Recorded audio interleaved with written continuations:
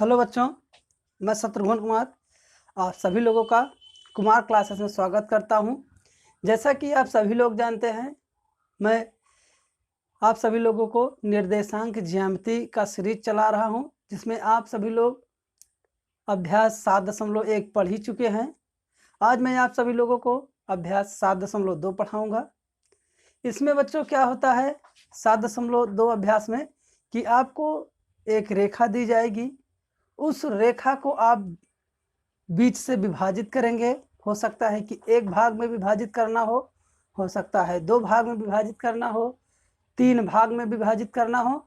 इस तरह से किसी दी हुई रेखा को हम विभाजित करेंगे और विभाजित करने वाले बिंदु के निर्देशांक को ज्ञात करना होता है।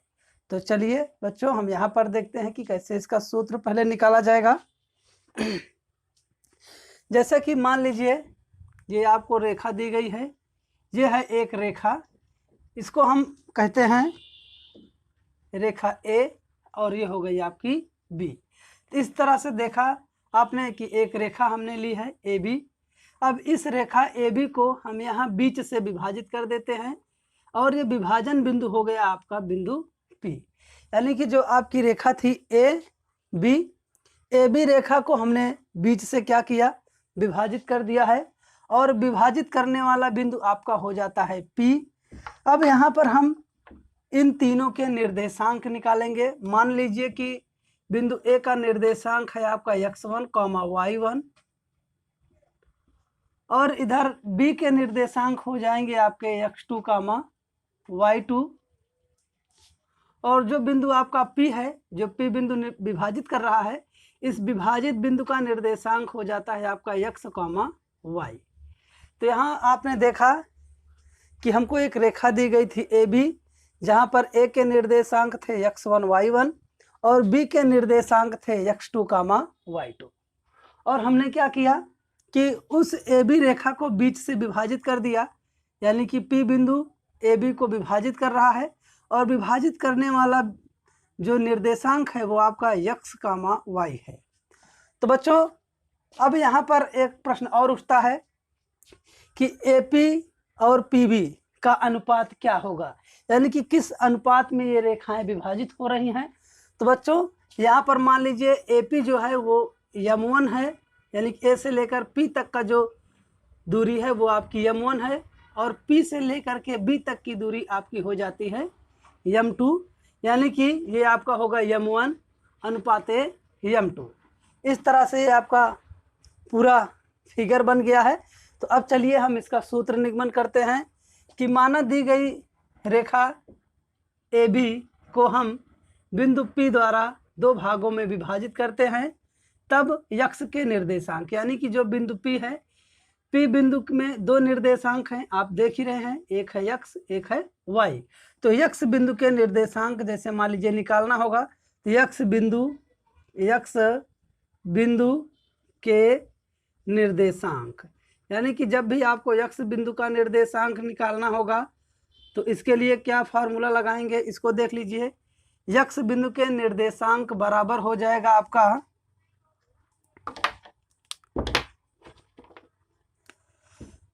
m1 x2 प्लस, यानी कि जो है आपका m1 इसको लेंगे, फिर उसके बाद में x2 लेंगे, x2 यानी कि m1 x2 plus m2 x1 पूरे का बटा लगाएंगे और यहाँ पर लिखेंगे हम m1 प्लस m2। तो इस फार्मूले की सहायता से हम x बिंदु के निर्देशांक निकालेंगे। इसी तरह से आपसे पूछा जा सकता है कि y बिंदु के निर्देशांक बताइए, तो हम क्या करेंगे, y बिंदु के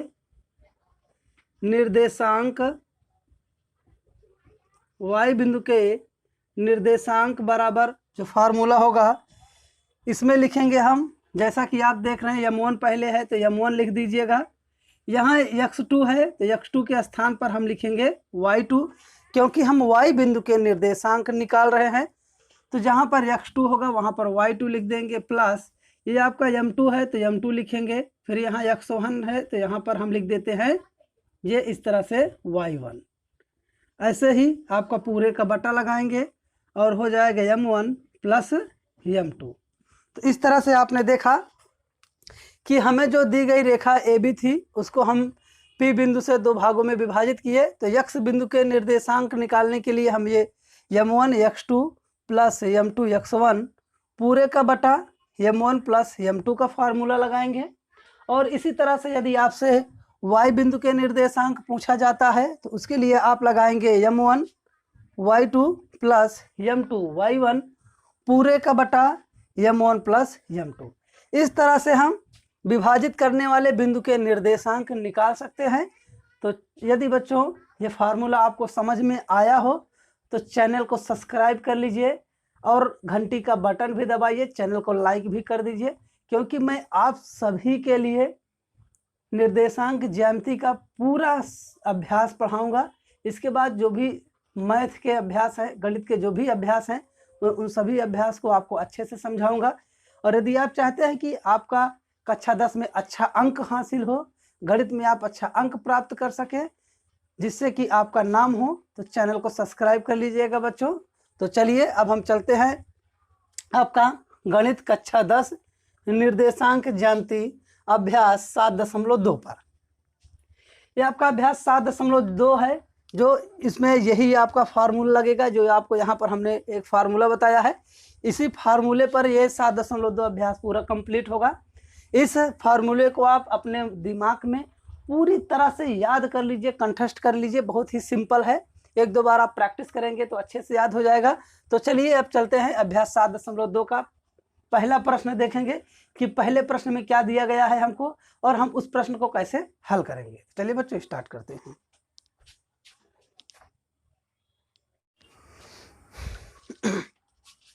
तो चलिए बच्चों हम स्टार्ट करते हैं अभ्यास 7.2। तो यहाँ पर पहला प्रश्न देख लीजिए कि पहले प्रश्न में जो पहला प्रश्न है उसमें कहा जा रहा है कि उस बिंदु के निर्देशांक ज्ञात कीजिए जो बिंदुओं -1, 7 और 4, -3 को मिलाने वाले रेखाखंड को 2:3 के अनुपात में विभाजित करता है। तो बच्चों हमको उस बिंदु का निर्देशांक निकालना है जो दी गई रेखा को 2:3 के अनुपात में विभाजित करता है। तो चलिए बच्चों यहाँ पर हम प्रश्न हल कर सकते हैं। तो प्रश्न हल करने के लिए सबसे पहले हम इस तरह से एक रेखा खींच लेंगे। अब मान लीजिए ये रेखा जो है इस तरफ ए है और दूसरी साइड में ये आपका बिंदु बी है, यानी कि ये जो आपकी रेखा थी, एक किनारे पर हमने बिंदु ए लिया, दूसरे किनारे पर हमने बिंदु बी ले लिया है। अब क्या करेंगे बच्चों, जो बिंदु दिया गया है उन दोनों बिंदुओं को हम एक बिंदु को ए के स्थान पर लिखेंगे और दूसरे वाले बिंदु को बी के स्थान पर लिख देते हैं। तो जो पहला बिंदु है वो है आपका -1, 7। तो ये हो गया आपका बिंदु ए के निर्देशांक। इसी तरह से हम बिंदु बी के निर्देशांक लिखेंगे, तो ये हो जाएगा 4, -3। ये आपका है बिंदु बी का निर्देशांक। अब क्या कह रहे हैं बच्चों कि इस रेखा को 2:3 के अनुपात में विभाजित किया जा रहा है। तो अब मान लीजिए कि विभाजित करने वाला बिंदु आपका ये है बिंदु पी का निर्देशांक तो दिया नहीं गया है, तो इसको हम लेते हैं x, y। और जो आपका अनुपात है, अनुपात दिया गया है एक तरफ 2 और दूसरा है आपका 3। तो यहाँ पर बच्चों जो अनुपात होगा, अनुपात को हम m1 अनुपात m2 से प्रदर्शित करते हैं। तो चलिए अब यहाँ पर हम क्या करेंगे, इसको आप x1 लिख दीजिएगा, y1। ऐसे ही दूसरे वाले स्थान पर देखिए, इसको दूसरे कलर में लिख देता हूँ जिससे आपको पहचानने में थोड़ा दिक्कत ना हो। तो ये हो जाएगा आपका x1, y1 ये, और दूसरा वाला बिंदु आपका बनेगा x2, y2। यहाँ इतना बन जाएगा बच्चों। और ये जो आपका अनुपात है ये हो जाएगा आपका m1 अनुपात m2 बराबर 2:3, जो कि प्रश्न में दिया गया है। यानी कि m1 बराबर आपका हो जाएगा इस तरह से, m1 बराबर होगा आपका 2 और m2 बराबर हो जाएगा आपका 3। यानी कि m1 आगे है तो m1 2 होगा, m2 पीछे है तो m2 आपका 3 होगा। इसी तरह से आप x1 और y1 निकालेंगे। तो यहाँ देख लीजिए आपका x1 बराबर जो है, x1 के ऊपर देखिए -1 है, तो x1 बराबर होगा -1। ऐसे ही y1 आपका हो जाएगा 7। तो यहाँ लिख देंगे हम कॉमा करके y1 बराबर 7। अब दूसरे वाले बिंदु पर आते हैं, तो यहाँ पर x2 है, x2 के ऊपर 4। तो यहाँ लिखेंगे हम x2 बराबर 4 और y2 बराबर आपका मिलेगा -3। तो देख लिए बच्चों कि हमने x1 y1 निकाल लिया, x2 y2, इसी तरह से हमने m1 और m2 निकाला। तो अब हम लगाएंगे विभाजन वाला सूत्र। तो यहाँ लिखेंगे विभाजन के सूत्र से, तो यहाँ लिखिएगा विभाजन के सूत्र से, ये आपका जो विभाजन वाला सूत्र है उसी सूत्र का उपयोग करेंगे।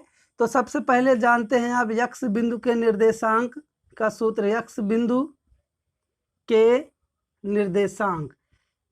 पहले हम x बिंदु का निर्देशांक निकालेंगे। तो यहाँ पर देख रहे हैं आप x बिंदु के निर्देशांक बराबर जो आपका सूत्र होता है, सूत्र लिखेंगे।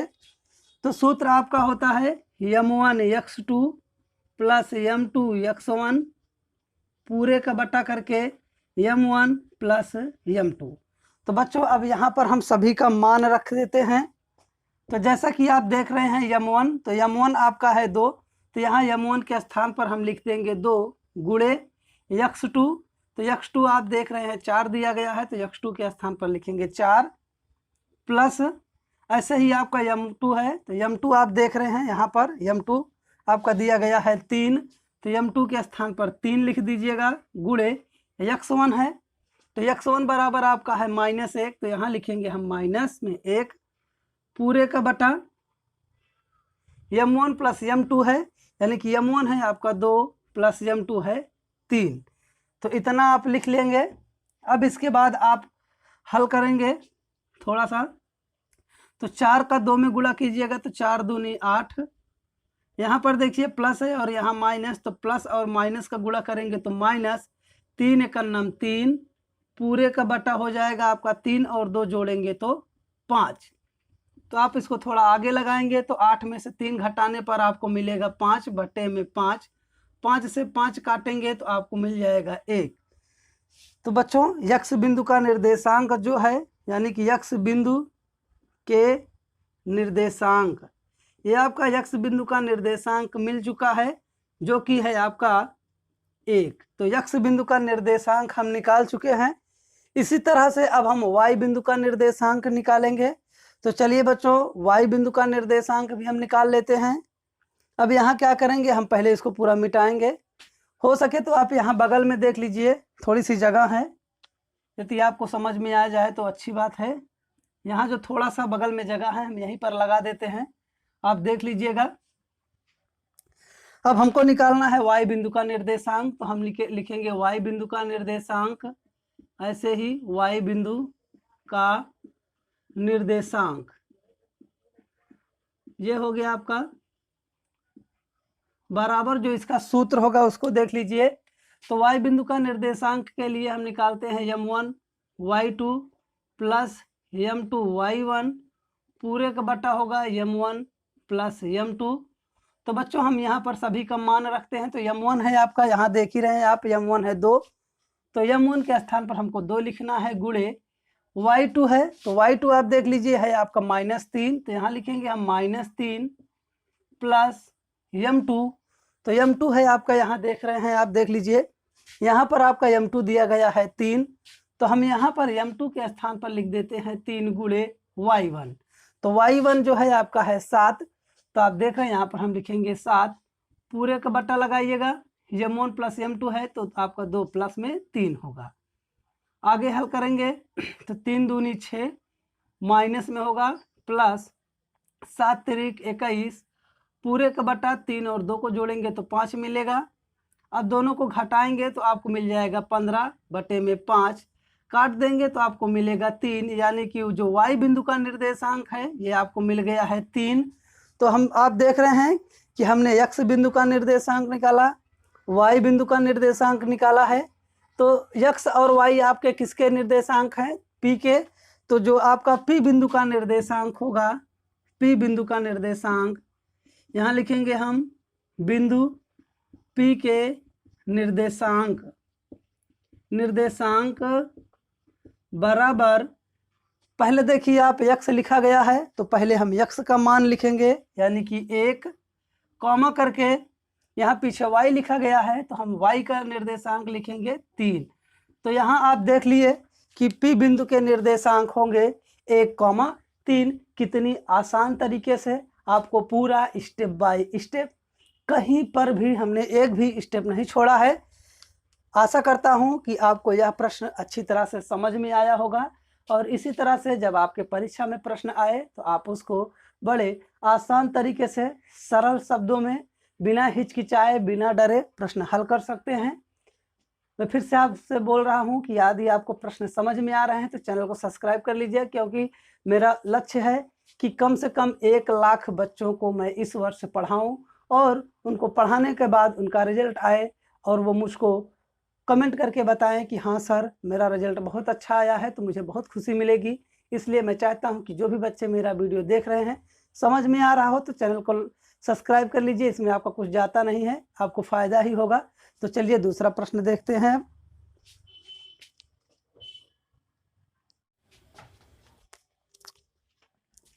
तो चलिए बच्चों अब हम देखते हैं प्रश्न नंबर दूसरा। तो चलिए देख लीजिए प्रश्न नंबर दूसरे में क्या दिया गया है। प्रश्न नंबर दूसरे में है बिंदुओं 4, -1 और -2, -3 को जोड़ने वाले रेखाखंड को समत्रिभाजित करने वाले बिंदुओं के निर्देशांक ज्ञात कीजिए।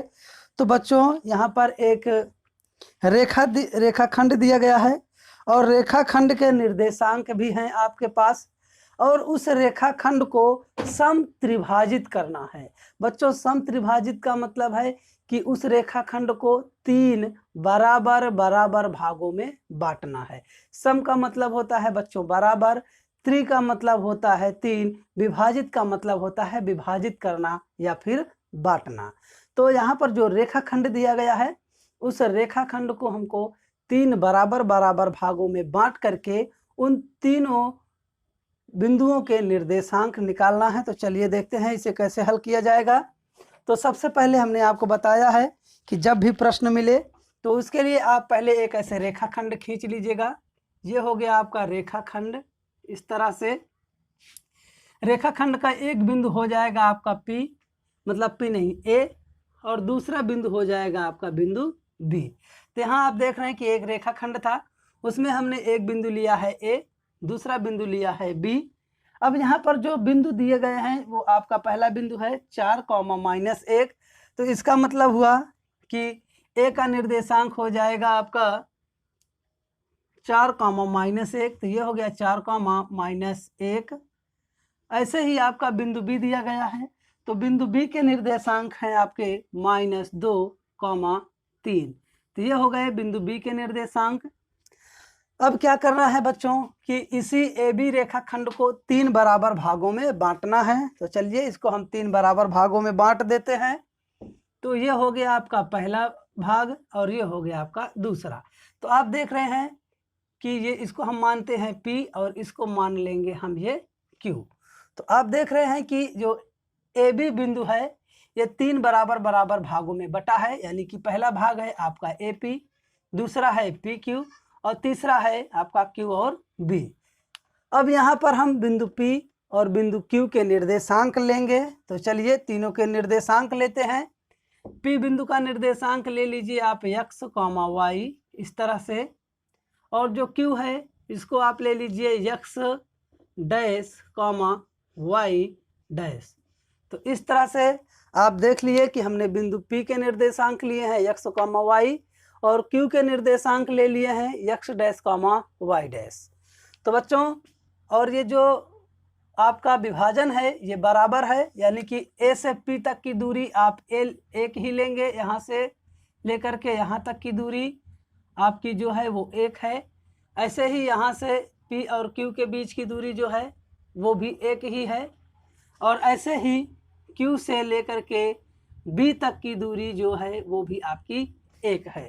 क्योंकि बच्चों यहाँ पर समत्रिभाजित किया गया है, यानी कि जो तीनों दूरियां होंगी वो बराबर होंगी। तो यहाँ पर हमने तीनों दूरियों को बराबर लिया है। आप एक के स्थान पर तीनों स्थानों पर 2 ले सकते हैं, तीनों स्थानों पर 3 ले सकते हैं, चाहे जो ले लीजिए। हम एक इसलिए लिए हैं क्योंकि हमको प्रश्न लगाने में आसानी हो। तो चलिए हम सबसे पहले क्या निकालेंगे, बिंदु P के निर्देशांक। तो बच्चों बिंदु P का निर्देशांक निकालने के लिए आप पहले एक खंड देख लीजिए। जो एक खंड होगा वो A से लेकर के P तक होगा पहला खंड, और दूसरा खंड होगा आपका यहाँ से लेकर के पूरा B तक, ये हो जाएगा आपका दूसरा खंड। तो बच्चों इसमें हम 2-2 खंड करके लगाएंगे। तो पहला खंड हम A से लेकर P तक लिए हैं, और दूसरा खंड है आपका P से B तक। तो AP के बीच की दूरी आप देख रहे हैं 1 है, और PB के बीच की दूरी आपको 2 मिलेगी, क्योंकि एक यहाँ पर है और एक यहाँ पर, यानी कि ये हो गया आपका 2 और ये हो जाएगा आपका 1। तो बच्चों M1 होगा आपका 1 और M2 हो जाएगा 2, क्योंकि PB तक लिए हैं तो PB के बीच की दूरी लेना होगा, यानी PB के बीच की दूरी आपको 2 बार 1 मिला है, यानी कि 2 है। तो हम यहाँ पर निकालेंगे पहले बिंदु P के निर्देशांक। यहाँ पर देख लीजिए, लिखेंगे हम बिंदु P के निर्देशांक बिंदु P के निर्देशांक बराबर हो जाएंगे आपके x, y। अब हमको बिंदु x का निर्देशांक निकालना है, तो हम x के लिए विभाजन सूत्र लगाएंगे। तो यहाँ देख लीजिए, विभाजन सूत्र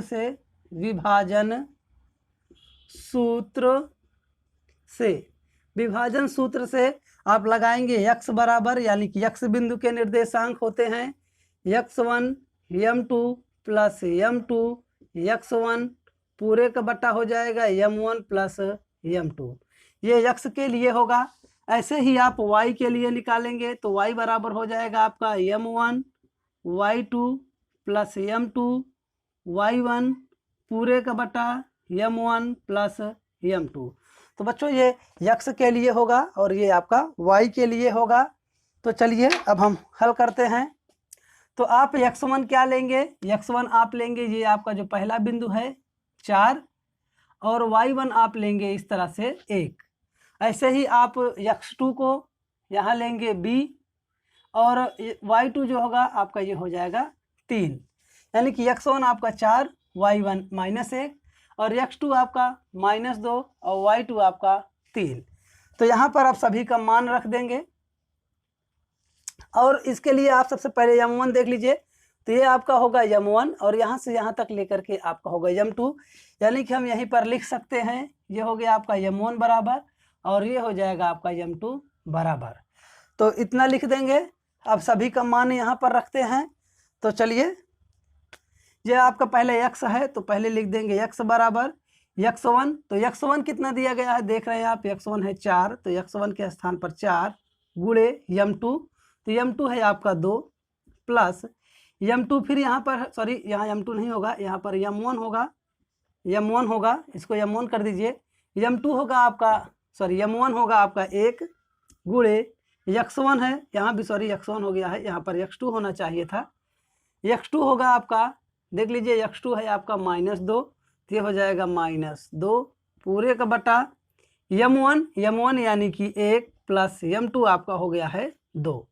सेम यहाँ पर भी लगाएंगे, y बराबर m1 है पहले, तो m1 है आपका 1 गुणे y2, तो y2 आपका है 3 प्लस m2 है आपका, यहाँ देख रहे हैं 2 गुणे y1, तो y1 है आपका -1 पूरे का बटा m1 प्लस m2 यानी कि 1 प्लस 2। अब x बराबर होगा, इसको आगे हल करेंगे, तो x बराबर मिलेगा 4 का गुणा 2 में करेंगे तो 8 प्लस -2 का गुणा 1 में कर देंगे, तो ये हो जाएगा आपका -2 पूरे का बटा 2 और 1 जोड़िए 3।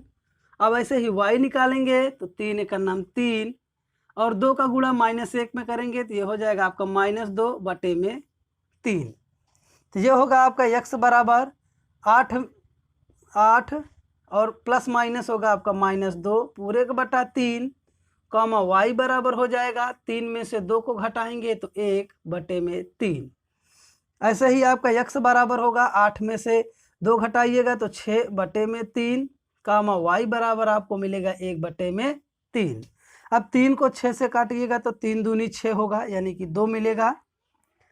अब यहाँ जो निर्देशांक होगा उसको यहाँ बगल में देख लीजिए, x बराबर आपको मिल जाएगा 2 और ऐसे y बराबर मिलेगा 1/3। तो बिंदु P के निर्देशांक आपके हैं x, y, तो आपका x मिला है 2 और y मिला है 1/3। तो यहाँ लिखेंगे हम बिंदु P के निर्देशांक, बिंदु P के निर्देशांक ये हो गए, बिंदु P के निर्देशांक बराबर 2, 1/3। तो बच्चों आपने देखा कि हम बिंदु P के निर्देशांक निकाल चुके हैं। इसी तरह से अब हम बिंदु Q के निर्देशांक निकालेंगे। तो चलिए देखते हैं बिंदु Q का निर्देशांक कैसे निकलेगा।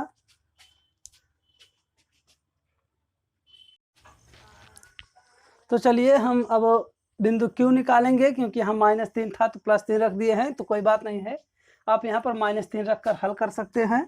तो चलिए जो हमने यहाँ पर +3 रखा है, हम +3 रखकर ही हल करेंगे। तो आपको Q बिंदु का निर्देशांक निकालना है। तो आप क्या करेंगे, जहाँ पर बिंदु P के निर्देशांक हमने लिखा था उसी स्थान पर हम कर देंगे बिंदु Q का निर्देशांक। तो ये देखिए बिंदु Q के निर्देशांक आपके क्या हैं, x डैश, y डैश। तो यहाँ पर जो y अकेले था, यहाँ पर डैश लगाएंगे, तो ये हो जाएगा आपका x डैश बराबर, ये हो जाएगा आपका y डैश बराबर। यानी कि बिंदु Q का निर्देशांक निकालने के लिए हम x के स्थान पर लिखेंगे x डैश और y के स्थान पर लिख देंगे y डैश। अब इसी तरह से आप देख रहे हैं कि अब हमको Q का बिंदु का निर्देशांक निकालना है। तो A से पूरा Q तक, आपका जो A से लेकर Q तक है, ये आपका एक खंड होगा, यानी कि 1 और 1 को जोड़ेंगे तो हमको मिलेगा 2, यानी कि A और Q के बीच की दूरी हमको 2 मिलेगी। और इस तरह से Q और B के बीच की दूरी हमको 1 मिलेगी। तो ये हो जाएगा आपका M1 बराबर 2 और M2 बराबर 1। तो चलिए मित्रों अब यहाँ पर हम प्रश्न बनाते हैं। ये हो जाएगा आपका x डैश बराबर x1।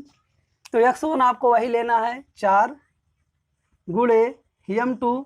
तो M2 आप देख रहे हैं आपको मिलेगा 1 प्लस M1 है आपका 2 गुणे x2 है आपका -2 बटे में M1 प्लस M2 है। तो M1 है आपका 2 प्लस में 1, इस तरह से कॉमा y डैश निकालेंगे हम। तो y डैश बराबर पहले M1 लिखा जाएगा जो कि आपका 2 है गुणे y2। तो y2 आप देख रहे हैं यहाँ पर है y2 आपका 3, ये है 3। यहीं पर बच्चों -3 दिया गया था प्रश्न में, जो कि हम भूलवश नहीं लिख पाए हैं। आप यहाँ पर -3 रख करके हल कर सकते हैं। आपका जो पुस्तक वाला जो आंसर है, यानी कि बुक का जो आंसर है, वो आपको मिलेगा, इसमें कोई दिक्कत नहीं है। ये समझ लीजिएगा कि आपको एक एग्जाम्पल बता दिए हैं। प्लस है तो प्लस लगाएंगे M2। तो आप देख ही रहे हैं M2 आपका है 1, तो यहाँ 1 लिखिएगा गुणे y1। तो y1 है आपका माइनस में 1 पूरे के बटे में M1 प्लस M2। M1 है आपका 2 प्लस M2 है आपका 1। तो x डैश बराबर होगा 4 का नम 4, ये प्लस और माइनस करके माइनस 2 दूनी 4 बटे में आपको मिलेगा 3, कॉमा y डैश बराबर इसी तरह से 3 दूनी 6 और ये प्लस माइनस 1 का गुणा 1 में करेंगे तो 1 बटे में दोनों को जोड़िएगा 3 और x डैश बराबर 4 में से 4 घटाएंगे 0 बटे में 3, कॉमा y डैश बराबर आपको मिलेगा 6 में से 1 घटाएंगे तो 5 बटे में 3। तो इस तरह से आप देखेंगे कि x डैश बराबर मिलेगा 0 और y1 बराबर y डैश आपको मिल जाएगा 5 बटे में 3। तो इस तरह से आपका जो बिंदु Q का निर्देशांक होगा, ऐसे बिंदु Q के निर्देशांक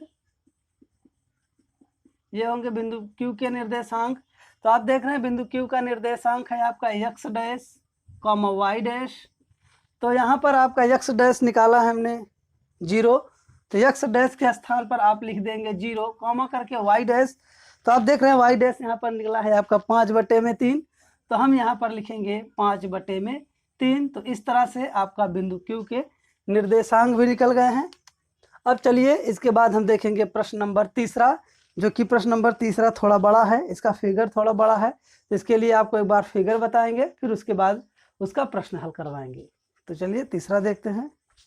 अब तीसरे प्रश्न, तो चलिए बच्चों अब हम देखते हैं अभ्यास 7.2 का तीसरा प्रश्न। तो चलिए देखते हैं कि तीसरे प्रश्न में क्या कहा जा रहा है। तो तीसरे प्रश्न में कह रहा है कि आपके स्कूल में खेल कूद क्रियाकलाप आयोजित करने के लिए एक आयताकार मैदान ABCD में चूने से परस्पर 1 मीटर की दूरी पर पंक्तियां बनाई गई हैं। तो बच्चों यहाँ पर आप देख रहे हैं ये आपके खेल का मैदान है, जो कि ये मैदान आपका ABCD के रूप में है। यह है A, इधर हो गया आपका बिंदु B, ये हो जाएगा आपका बिंदु C और ये है बिंदु D। इस तरह से आपके स्कूल में एक खेल का मैदान है और इस खेल के मैदान में इस तरह से चूने के द्वारा पंक्तियां बनाई गई हैं। आप देख रहे हैं यहाँ पर कई सारी पंक्तियां हैं। इस तरह से टोटल पंक्तियों की संख्या आपको 10 दी गई है, यानी कि 10 पंक्तियां बनाई गई हैं और प्रत्येक पंक्ति के बीच की जो दूरी है वो 1 मीटर है, यानी कि प्रत्येक पंक्ति के बीच की दूरी 1 मीटर है। यानी कि जैसे ये पहले पंक्ति है तो पहले और दूसरे के बीच की दूरी जो ये है यहाँ से यहाँ तक की बीच की दूरी आपको 1 मीटर दिया गया है। ऐसे ही प्रत्येक पंक्ति के बीच की दूरी 1 मीटर है। आगे प्रश्न में कहा जा रहा है कि AD के अनुदिश परस्पर 1 मीटर की दूरी पर 100 गमले रखे गए हैं। तो बच्चों यहाँ पर जो ये आपका A और D दिखाई दे रहा है, AD के बीच में टोटल 100 गमले रखे गए हैं, यानी कि A से लेकर के D तक जो बीच की दूरी है इस तरह से 100 गमले रखे गए हैं। जैसे यहाँ पहला, दूसरा, तीसरा, चौथा, पांचवा, छठवां, इसी तरह से कुल गमलों की संख्या 100 है, यानी कि A से D के बीच में आपको 100 गमले मिलेंगे। तो आगे देखिए क्या कहा जा रहा है। 100 गमले रखे गए हैं जैसा चित्र में आपको दिखाया गया है। यहाँ पर निहारिका दूसरी पंक्ति में AD के 1/4 भाग के बराबर की दूरी दौड़ती है। तो बच्चों जो निहारिका है, ये आपकी निहारिका है, जो ये लड़की है आपकी निहारिका, ये जो है दूसरी पंक्ति में पूरे गमले का 1/4 भाग दौड़ती है। यानी कि जो गमलों की संख्या है इस तरह से A और D के बीच में 100 गमले रखे गए हैं। यहाँ मैं लिख भी दे रहा हूँ जिससे आपको कंफ्यूजन भी ना हो। A और D के बीच में टोटल गमलों की संख्या है 100, यानी कि जो निहारिका लड़की है वो दूसरे पंक्ति में पूरे गमले का 1/4 दौड़ती है। तो यहाँ पर अब स्टार्ट कर देते हैं प्रश्न बनाना। तो यहाँ है निहारिका, पहले लिख देते हैं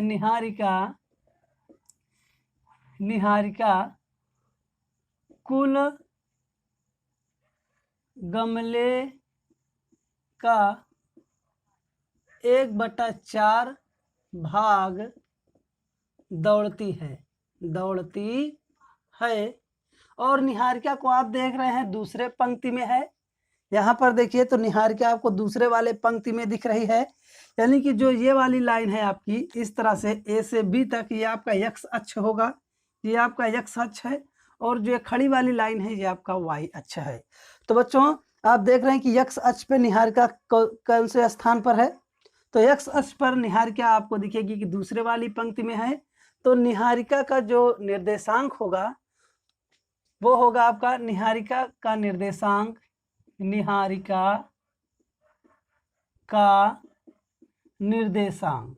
हो गया आपका निर्देशांक, जहां पर वह अपना झंडा गाड़ती है। इसमें बोला जा रहा है कि निहारिका पूरे गमले का 1/4 भाग दौड़ती है और दौड़ने के पश्चात वहां पर एक झंडा गाड़ देती है। यानी कि जो निहारिका है वो ऊपर की ओर दौड़ते हुए जाती है और पूरे दूरी का 1/4 ही जाएगी, यानी कि जो 100 है पूरे 100 का 1/4 दौड़ेगी ऊपर की ओर। तो निहारिका का निर्देशांक यन हो जाएगा आपका, पहले हम x अक्ष को लिखते हैं। तो x पर देखिए कौन से स्थान पर है, तो दूसरे पंक्ति में है। तो x का निर्देशांक हो जाएगा आपका 2। ध्यान दीजिएगा कि यहाँ पर निहारिका दूसरे पंक्ति में है, इसीलिए हम x का निर्देशांक 2 लिए हैं। और ऊपर की ओर कितना जा रही है, ऊपर की ओर बच्चों 1/4 भाग दौड़ती है, यानी कि 1/4 गुणे टोटल कितना है, तो टोटल है आपका 100। तो 100 का 1/4 निकालेंगे तो काटने पर आपको मिल जाएगा 25। तो निहारिका का जो निर्देशांक होगा वो मिल जाएगा आपको 2, 25। तो इस तरह हमने निहारिका का निर्देशांक निकाल लिया है 2,25। ऐसे ही आगे बोला जा रहा है और वहाँ एक झंडा गाड़ देती है। प्रीति 8वीं पंक्ति में AD की 1/4 भाग के बराबर दौड़ती है। तो बच्चों जो दूसरी लड़की है आपकी, दूसरी लड़की का नाम है प्रीति। तो प्रीति जो है यहाँ पर देख लीजिए, प्रीति AD का, यहाँ लिखेंगे हम AD का 1/5 भाग दौड़ती है, भाग दौड़ती है और 8वीं पंक्ति में है। ये किस पंक्ति में है? तो 8वीं पंक्ति में है। ये हो गया आपका 8वीं पंक्ति में है। तो बच्चों जो निहारिका थी वो 1/4 दौड़ी थी और जो प्रीति है वो AD का 1/5 भाग दौड़ेगी। तो चलिए अब हम निकाल लेते हैं प्रीति के निर्देशांक। तो यहाँ पर लिखेंगे हम प्रीति के निर्देशांक, यानी कि प्रीति जो लड़की है वो जिस स्थान पर झंडा गाड़ती है उस झंडे का निर्देशांक होगा। तो प्रीति के निर्देशांक यानी कि P हो जाएगा आपका। तो P में सबसे पहले क्या लिखेंगे हम? x। तो x पे आप देख रहे हैं 8वें स्थान से दौड़ना शुरू की है, यानी कि 8वें पंक्ति में है। तो x के स्थान पर लिखा जाएगा 8। और आप देख रहे हैं जो AD है, AD का 1/5 भाग दौड़ती है। तो 1/5 गुणे AD है आपका 100। तो यहाँ लिख देते हैं 100। काटने पे आपको मिलेगा 20, यानी कि P का निर्देशांक हो जाएगा 8,20। तो यहाँ आप देख रहे हैं कि हम N का निर्देशांक निकाल चुके हैं और P का निर्देशांक निकाल चुके हैं। अब इसके आगे हमको क्या करना है देखते हैं। आगे कहा जा रहा है और वहाँ एक झंडा गाड़ देती है। दोनों झंडों के बीच की दूरी क्या है? तो बच्चों जो ये पहला वाला झंडा है और यहाँ पर आप देख रहे हैं ये दूसरा वाला झंडा है, इन दोनों झंडों के बीच की दूरी निकालना है। ये हो गया आपका बीच की दूरी, यानी कि N और P के बीच की दूरी, ये आपका है प्रीति। तो N और P इन दोनों बिंदुओं के बीच की दूरी निकालना है। तो हम क्या करेंगे? सबसे पहले N का निर्देशांक हमको मिला है, देख लीजिए N का निर्देशांक है और यहाँ पर हमको P का निर्देशांक मिला है। तो हम दो बिंदुओं के बीच की दूरी वाला सूत्र लगाएंगे। तो हम यहाँ लिखेंगे कि दो बिंदुओं के बीच की दूरी, दो बिंदुओं के बीच दूरी। तो आपको हमने पहले ही अभ्यास में दो बिंदुओं के बीच की दूरी निकालने वाला फार्मूला बताया था। तो चलिए फिर से हम बता देते हैं आपको। जब भी दो बिंदुओं के बीच की दूरी निकालने के लिए आपसे कहा जाए तो आप x1 माइनस x2, यानी कि जो x1 का निर्देशांक है और x2 का निर्देशांक है उसको लिखना है और उसके बाद वर्ग, प्लस इसी तरह से y1 माइनस y2 का स्क्वायर होगा। ये आपके दो बिंदुओं के बीच की दूरी का फॉर्मूला है। तो चलिए हम अब देखते हैं कि x1 और x2 कहाँ है और y1 और y2 कहाँ है। तो जो आपका ये निहारिका वाला निर्देशांक है, इसमें आपका जो बनेगा निर्देशांक, इसको देख लीजिए।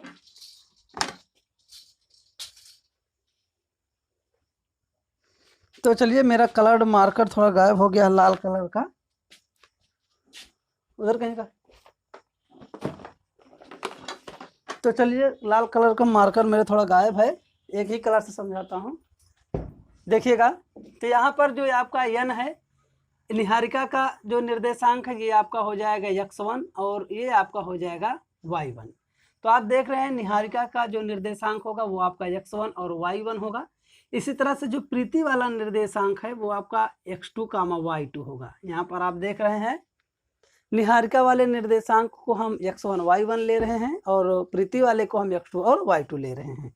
तो चलिए हम सभी का मान रखना शुरू कर देते हैं। तो ये होगा आपका अंडर रूट, पहले x1 है तो x1 है आपका 2 माइनस x2, तो x2 आपका है 8, दोनों का कर देंगे होल स्क्वायर, प्लस y1, तो y1 आप देख रहे हैं यहाँ पर 5 है, माइनस करके y2, सॉरी 25 है, 5 नहीं 25 है, माइनस y2, तो y2 आपका दिया है यहाँ पर 20, इसका कर देंगे वर्ग।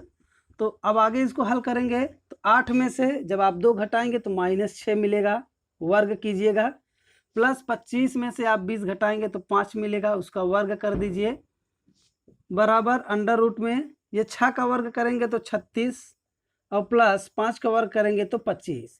यहाँ माइनस था तो माइनस का वर्ग करने पर वो प्लस हो गया। अब दोनों को जोड़ देंगे तो अंडर रूट के अंदर आपको मिल जाएगा, ये देखिए 6 और 5 जोड़िएगा 11, 1 3 2 5, 5 में 1 जोड़ देंगे तो 6। ये आ गया आपका मात्रक, यानी कि निहारिका और प्रीति के बीच की जो दूरी है वो अंडर रूट 61 मात्रक है। तो ये हो गया आपका निहारिका और प्रीति के बीच की दूरी। तो हम यहाँ लिख देंगे निहारिका और प्रीति के बीच की दूरी इस तरह से, निहारिका और प्रीति के बीच की दूरी बराबर ये हो जाएगा अंडर रूट में 61 मात्रक। तो आप देख लिए कि कितनी आसानी से हमने दोनों लोगों के बीच की दूरी को निकाला है। अब इसमें थोड़ा सा और पूछा गया है, उसको भी देख लेते हैं।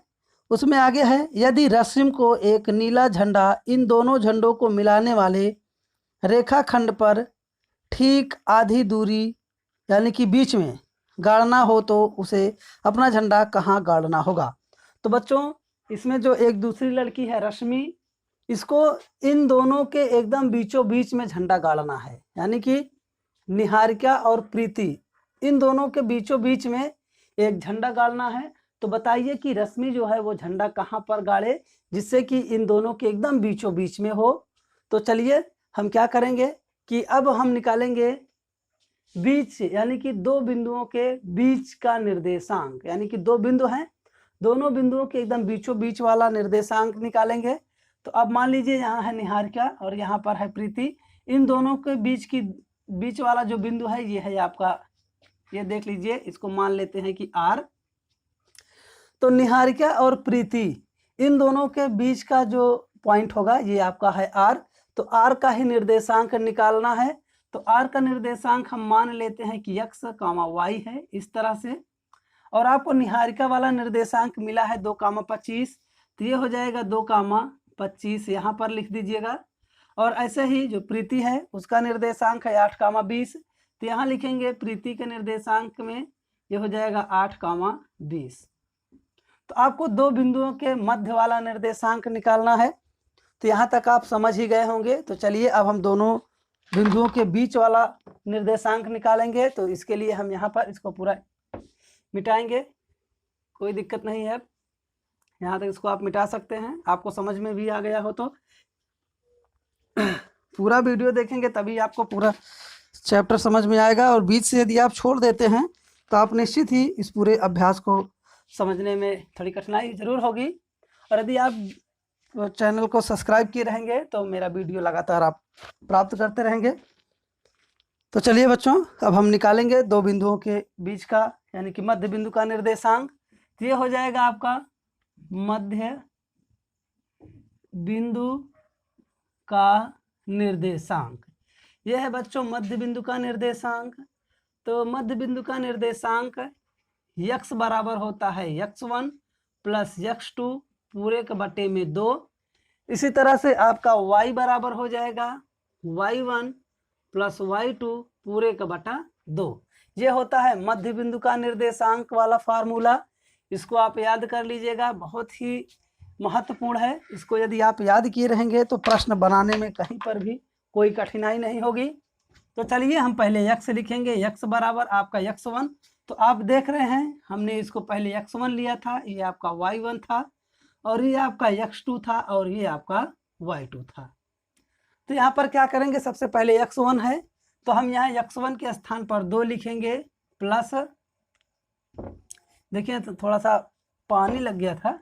तो x1 है आपका 2 प्लस, ऐसे x2 है तो x2 आप देख रहे हैं 8 है, तो यहाँ लिखेंगे 8 पूरे का बटा 2। ऐसे ही y बराबर निकालेंगे बच्चों, तो y है आपका, y1 है आपका 25 प्लस y2 बच्चों आपका है 20 पूरे का बटा 2। अब ये x बराबर होगा 8 और 2 जोड़ेंगे तो 10 बटे में 2, कॉमा y बराबर हो जाएगा आपका दोनों को जोड़ने पर ये होगा 45 बटे में 2। तो x बराबर काट दीजिए आप तो मिलेगा 5, और इसी तरह से y में जब आप भाग लगाएंगे तो ये आपको मिलेगा 22.5। तो ये हो जाएगा y बराबर 22.5। तो जो आर का निर्देशांक है, यानी कि जो रश्मि है, रश्मि यानी कि आर का निर्देशांक हो जाएगा आपका 5,22.5। तो इसमें आपसे क्या निकालने के लिए बोला गया है कि उसे अपना झंडा कहाँ गाड़ना चाहिए। तो बच्चों ये आप देख रहे हैं यक्स है, यानी कि यक्स ये है आपका, तो पांचवे वाले पंक्ति में, ये पांचवी पंक्ति यानी कि यक्स का मान देखिए 5 है, तो पांचवे पंक्ति में कितना ऊपर जाएगी, 22.5 मात्रक ऊपर जाना है। तो वो जो रश्मि है वो पांचवे पंक्ति में 22.5 मात्रक ऊपर गाड़ेगी। तो यहाँ लिखेंगे हम रश्मि 5 मात्रक 5 मीटर, यानी इस मीटर में दिया गया है तो इसको लिखेंगे 5 मीटर, 5 मीटर नहीं होगा, ये पांचवी पंक्ति है आपकी। तो पांचवी पंक्ति